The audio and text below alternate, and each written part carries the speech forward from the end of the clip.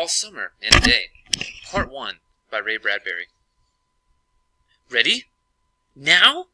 Soon? Do the scientists really know? Will it happen today? Will it? Look, see for yourself.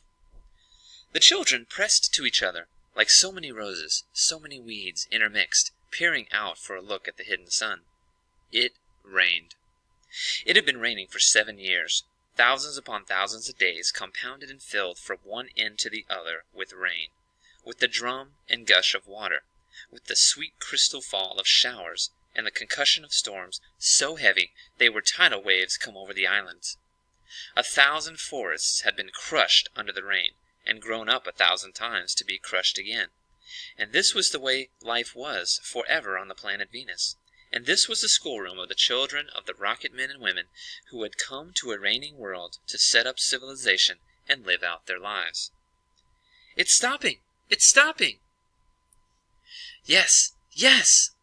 Margot stood apart from them, from these children who could never remember a time when there wasn't rain and rain and rain. They were all 9 years old, and if there had been a day, 7 years ago, when the sun had come out for an hour and showed its face to the stunned world, they could not recall. Sometimes at night she heard them stir, in remembrance, and she knew they were dreaming and remembering gold, or a yellow crown, or a coin large enough to buy the world with. She knew they thought they remembered the warmness, like a brushing in the face, in the body, and the arms and legs and trembling hands.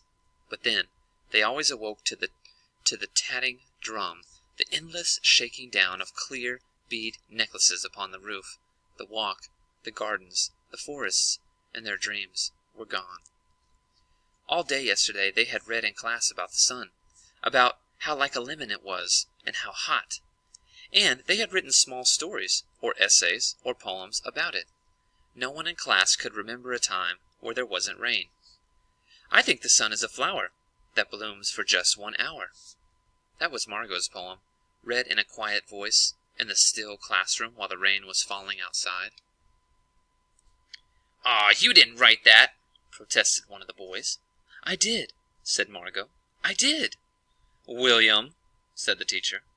But that was yesterday. Now the rain was slackening, and the children were crushed in the great thick windows. "Where's teacher?" "She'll be back." "She'd better hurry, we'll miss it."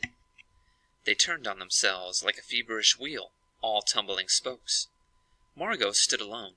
She was a very frail girl, who looked as if she had been lost in the rain for years, and the rain had washed out the blue from her eyes, and the red from her mouth, and the yellow from her hair. She was an old photograph, dusted from an album, whitened away, and if she spoke at all, her voice would be a ghost. Now she stood, separate, staring at the rain and the loud, wet world beyond the huge glass.